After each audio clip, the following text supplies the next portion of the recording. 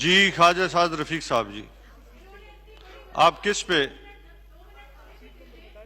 Set number? جی خواجہ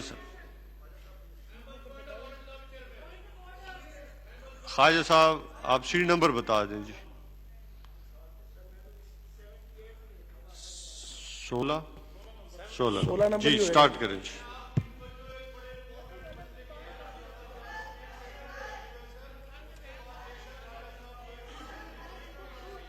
خواجہ صاحب اپنی speech خواجہ صاحب شروع کریں جی۔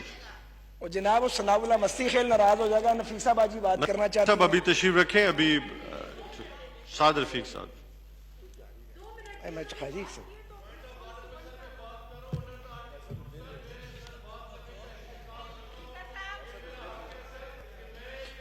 پوائنٹ آف آرڈر جو ہے وہ سسپینڈ ہے۔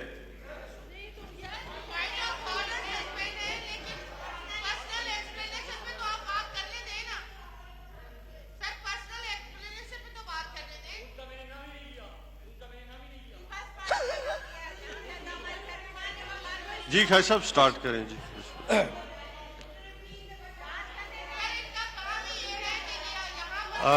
شگفتہ جمانی صاحب، شازیہ مری صاحبہ تشریف نہیں رکھتی، جب آئیں گے تو ان کو موقف سن لیں گے۔ Thank you.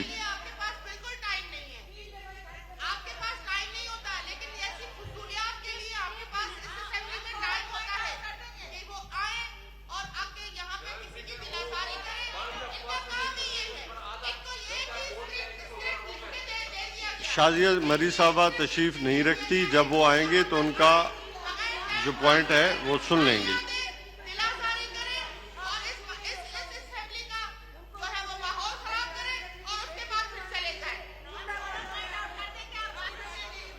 پر وہ تو چلا گیا جائے، مراد آ جا پھر بات کر لیں، ایسے کر لیتے ہیں، مراد سب چلے گئے۔ جب وہ آ جائیں گی ان کی بات سن لیں گے۔ ہاں آپ اپنی خواجہ صاحب تک سپیچ جو ہے۔ بسم اللہ الرحمن الرحیم۔ شکریہ جناب چیئرمین۔ ابھی ایک فیڈرل منسٹر صاحب نے تقریباً 23 minute point of personal explanation پہ بات کی، بہرحال میں صرف یہ بات ریکارڈ پہ لا رہا ہوں۔ جناب والا گزارش یہ ہے کہ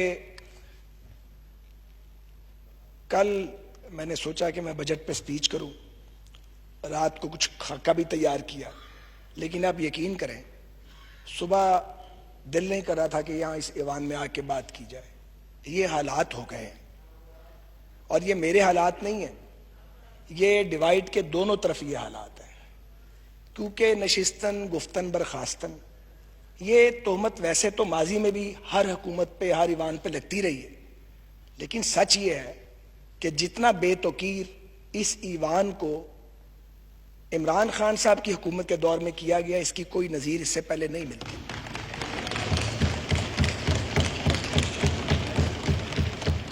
ہم یہاں یہ درست کہا، ایک پی ٹی آئی کے کسی دوست نے بھی یہ بات کی، میری بہن نفیسہ شاہ صاحبہ نے بھی ابھی بات کی، ہم یہاں پہ ایک دوسرے کے گریبان پھاڑنے تو نہیں آتے، ایک دوسرے کی بے عزتی کرنے کا مینڈیٹ لے کے تو ہم یہاں نہیں آتے۔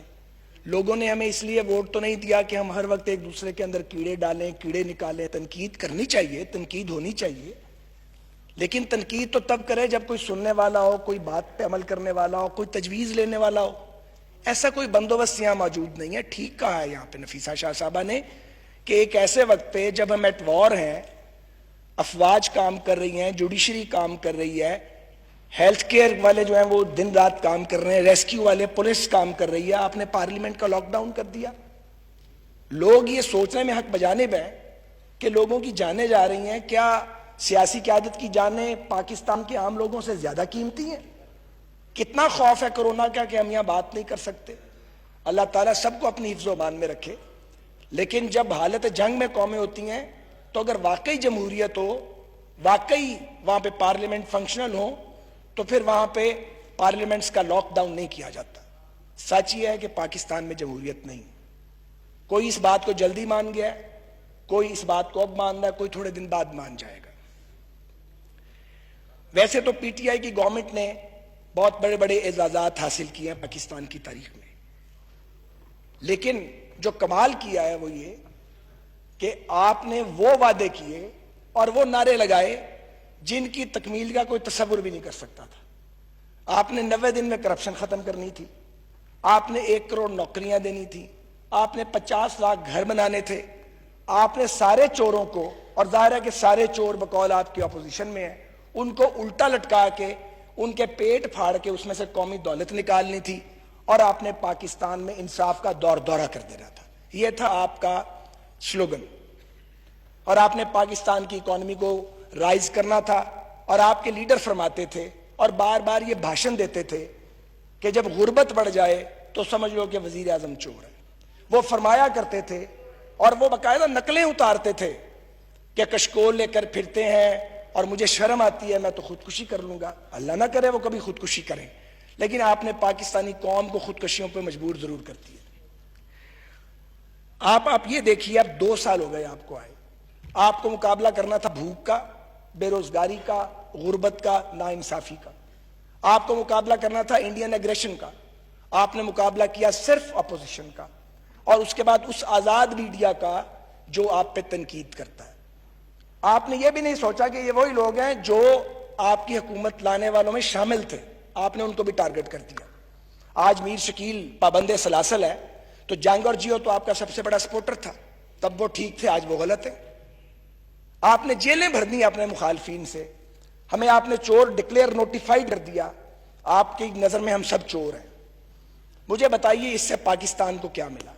آپ نے کرپشن کی رقم جو آپ بتاتے تھے، کون سا ٹکا آپ نے ریکور کیا؟ آپ کے حالات یہ ہیں کہ بجٹ سر پہ ہے، شہباز شریف کو پکڑنے کا بڑا شوق تھا، بجٹ گزار لیتے۔ آپ میں اتنی قوت برداشت بھی نہیں ہے، آپ نے قائد حزب اختلاف کو وہاں پہ لے جا کے جیل کے کنارے پہ کھڑا کر دیا، اب عدالت سے وہ ضمانت پر ہیں، کورونا کا وہ مقابلہ کر رہے ہیں۔ ہم میں باری باری سارے اپنی باری دے آئے ہیں، تو جناب چیئرمین باری دے کے پھر یہاں کھڑے ہیں، پھر بھیج دیں گے، باری دے کے پھر واپس آ جائیں گے۔ آپ کو یہ حقیقت پتہ نہیں لگتی کیا؟ مجھے پیپلز پارٹی والوں کو اس وقت خوش نہیں کرنا، لیکن ریالٹی یہی ہے کہ اگر ضیاء الحق کا بدترین مارشل لا پیپلز پارٹی کو ختم نہیں کر سکا تو پھر کسی سیاسی حقیقت کو کوئی ختم نہیں کر سکتا۔ یہ سچ ہے۔ میں اس وقت پیپلز پارٹی کے بڑے بدترین نقادوں میں تھا، سیاسی طور پہ اب بھی اختلاف ہے، ضیاء الحق کے خلاف تھا، لیکن خوش بڑے دل میں ہوا کرتے تھے۔ پیپلز پارٹی نظر ہی نہیں آتی تھی، نظر ہی نہیں آتی تھی کہیں پیپلز پارٹی۔ اور جب محترمہ آئیں تو مجھے وہ دن یاد ہے 10 اپریل 86 کا، ہر طرف پیپلز پارٹی کی اور ہماری مخالفت کے نعرے لگ رہے تھے اور ہمارا کچھ نہیں تھا۔ یہ عوامی طاقت ہے۔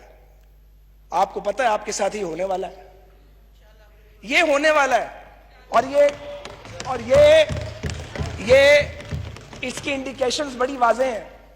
کل جو راجہ ریاض صاحب اور خواجہ شیراز صاحب نے گفتگو کی کیپٹل ٹاک میں، وہ پرانے پارلیمنٹیرینز ہیں، وہ مذاق ہے؟ آپ کے وزراء جو ایک دوسرے کے بارے میں آ کے میڈیا پہ بات کرتے ہیں، یہ تو کبھی تماشا دیکھا ہی نہیں ہے کہ صوبے کا وزیر مرکزی وزیر کو ابیوز کر رہا ہے، مرکزی وزیر اپنے پارٹی کے 2 لیڈرز کو ٹارگٹ کر رہا ہے۔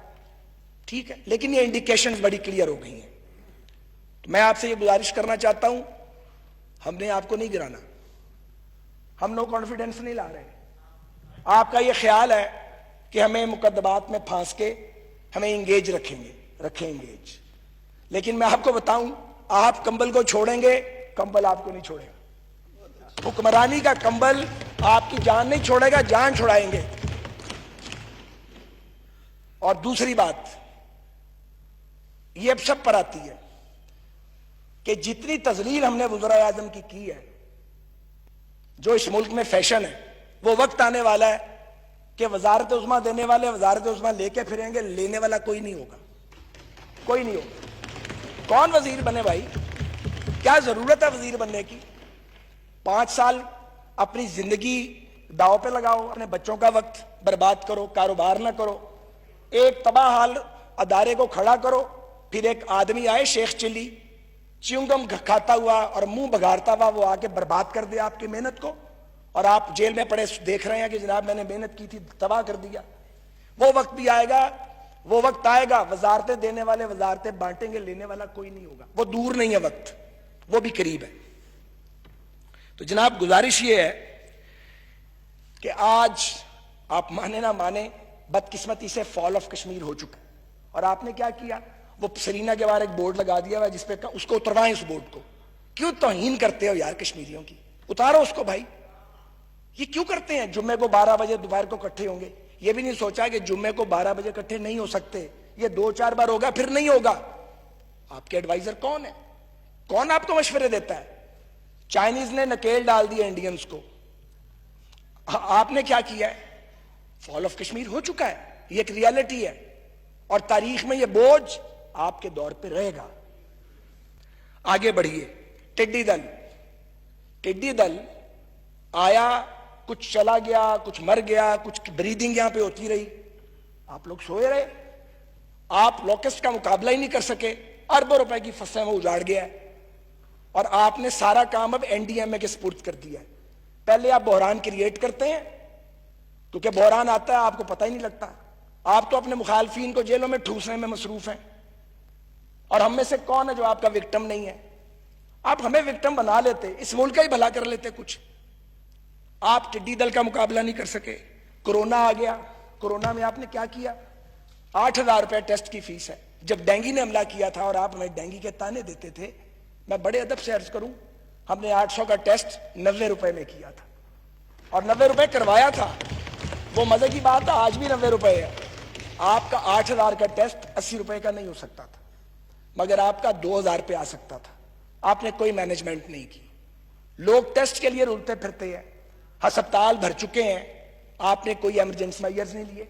اوورسیز پاکستانی آپ کا ووٹ تھے زیادہ, آپ نے انہیں رول کے رکھ دیا ہے. لوگ سڑکوں پہ آ گئے ہیں, پی آئی اے تگنے تگنے کرائے لے رہا تھا, باقیوں کو تو چھوڑ دیں.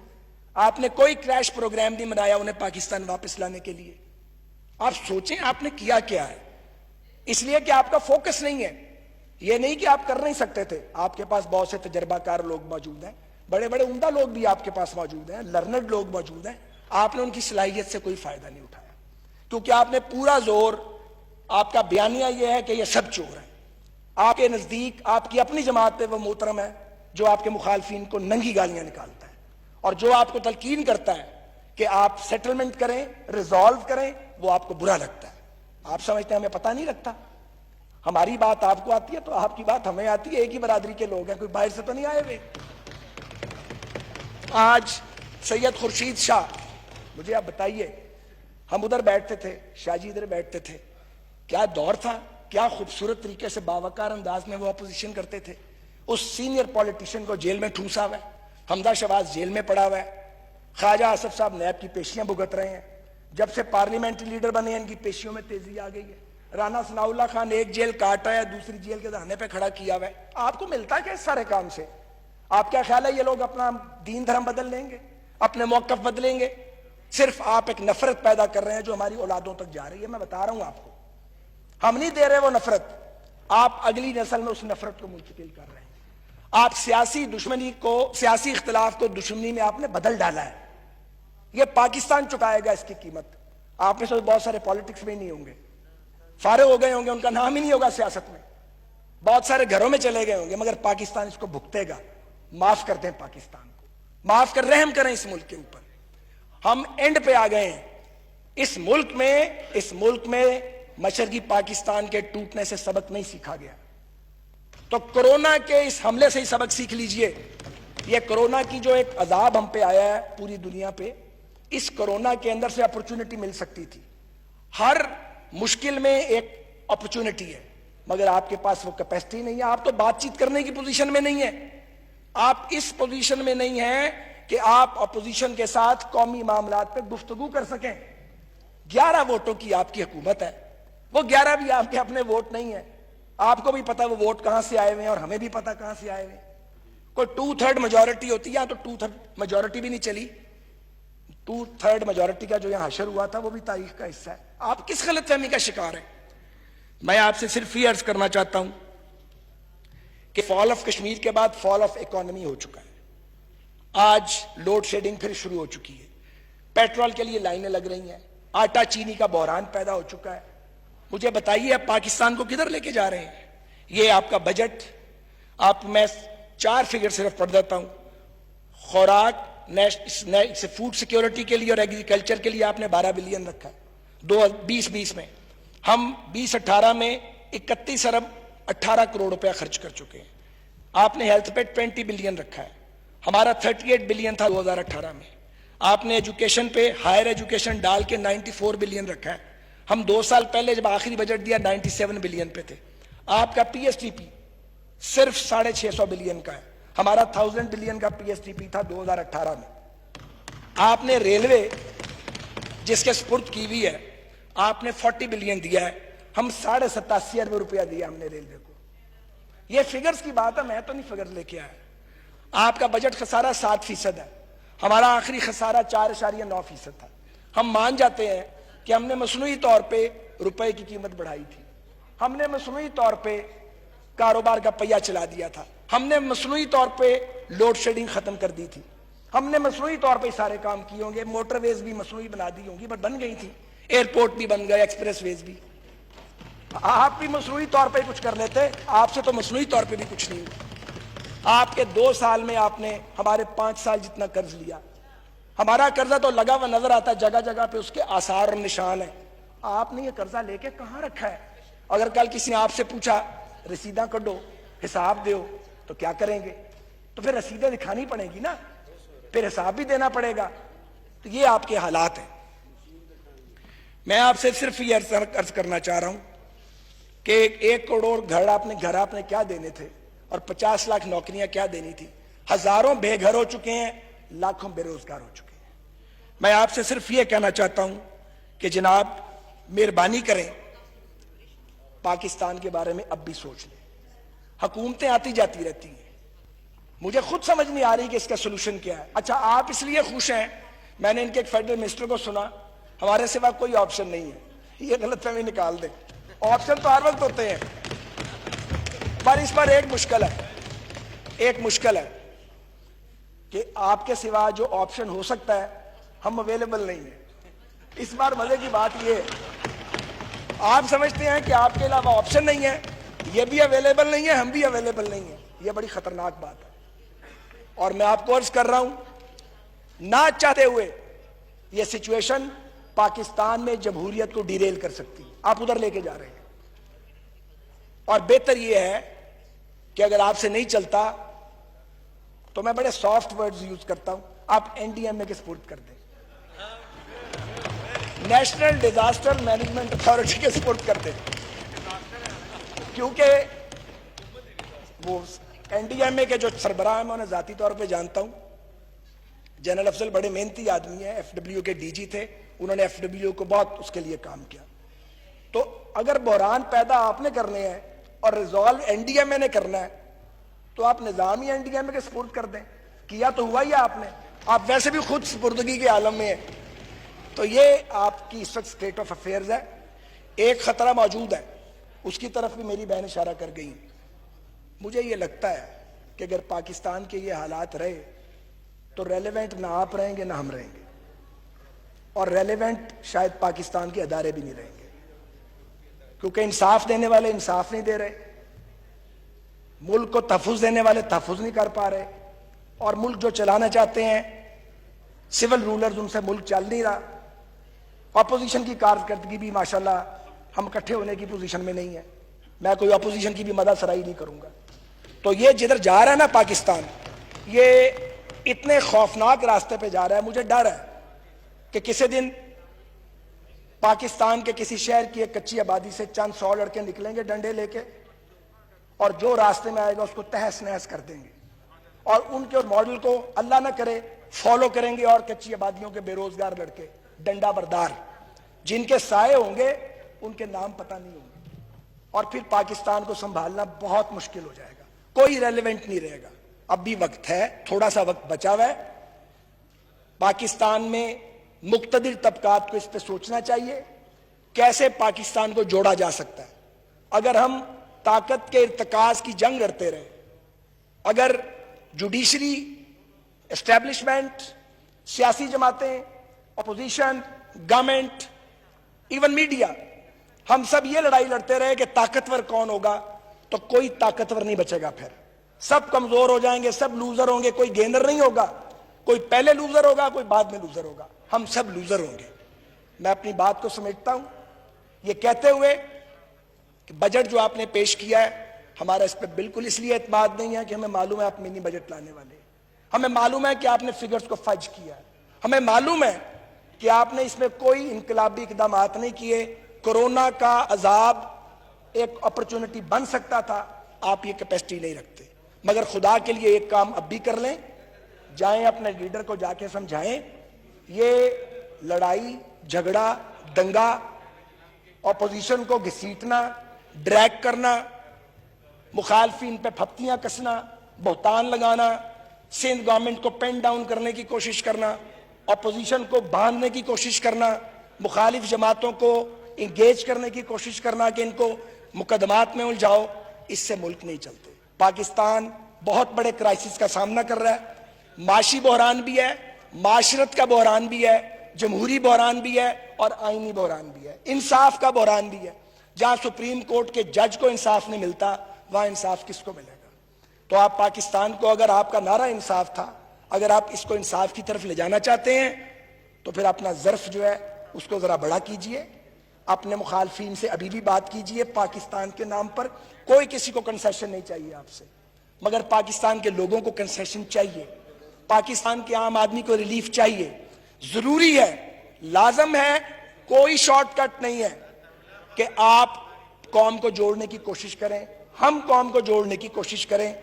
جو لوگ قوم کو تقسیم کرنے کی کوشش کریں گے وہ ڈیوائیڈ کے اس پار ہوں یا اس پار، وہ اداروں میں موجود ہوں یا ایوان میں موجود ہوں، پاکستان کے دوست نہیں ہو سکتے. شکریہ. تھینک یو جی خالد صاحب.